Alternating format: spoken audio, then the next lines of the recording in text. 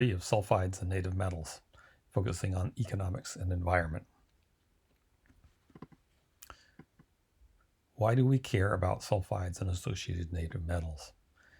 Sulfides are the main source of many metallic or mineral ores, such as copper, nickel, zinc, lead, cobalt, cadmium, molybdenum, mercury, antimony, arsenic, and gold, and associated with other metallic ore minerals, gold, platinum, tungsten, tin.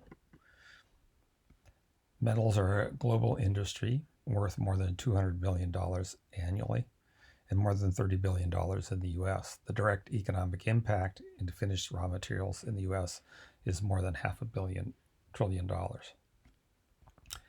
Additionally, sulfides are an important source of environmental damaging and acid mine drainage and toxic heavy metals, and locally of acid rain.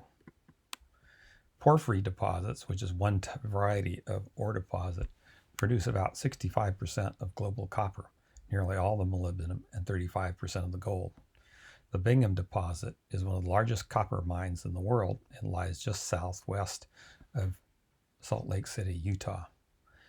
Its production over more than 100 years is about 20 million metric tons of copper, or 44 billion pounds.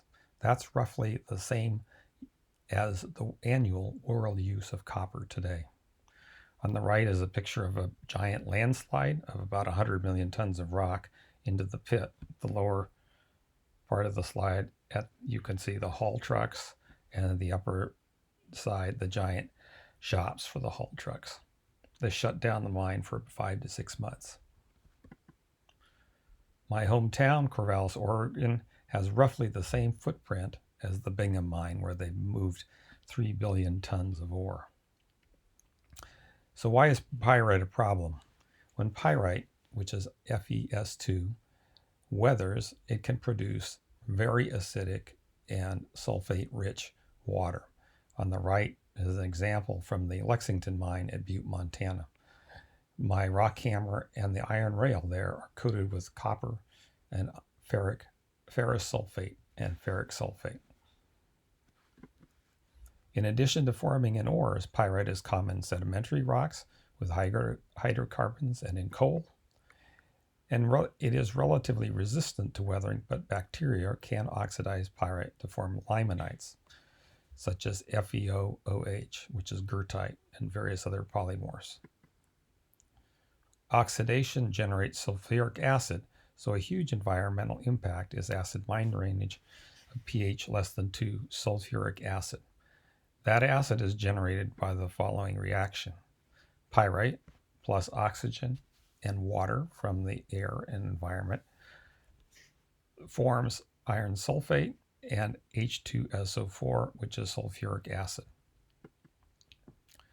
Burning of pyrite-rich coal, which commonly contains 1 to 2% sulfur in pyrite, and smelting of sulfides produce sulfur dioxide, which reacts with atmospheric water to form sulfuric acid, H2SO4, and acid rain, particularly in the northeast of the U.S. Here is Butte, Montana. It's a giant copper mine. It produced historically about 10 million metric tons of copper from the center of the district, about in this area. This is the Berkeley Pit. In 1990, the water in the pit due to oxidizing pyrite was 2.1. It's now risen to 5 as the acids react with the adjacent rocks. Nonetheless, this is a Superfund site, and there's a lot of toxic heavy metals in the waters.